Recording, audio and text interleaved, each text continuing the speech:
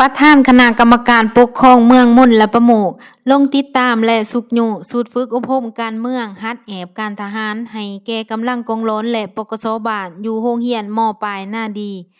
วันที่ 3 กรกฎาคม 2026 ทานวรรณเดช แก้วจันทา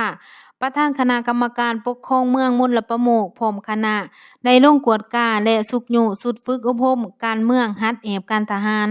ของกำลังกองร้อนและปกสบ้านที่จัดขึ้นอยู่โรงเรียนม.ปลายหน้าดี การฝึกอบรมครั้งนี้แน่ใส่ยกระดับความรู้ทางด้านการเมืองกฎหมายและทักษะการทหารเพื่อนำไปใส่เขาในการปฏิบัติหน้าที่ตัวจริงอยู่หากฐานโอกาสนี้ประธานปกครองเมืองได้เน้นหนักให้นักฝึกอบรมยกสูงความรับผิดชอบปฏิบัติระเบียบวินัยอย่างเข้มงวดประกันความปลอดภัยและนำความรู้ที่ได้เรียน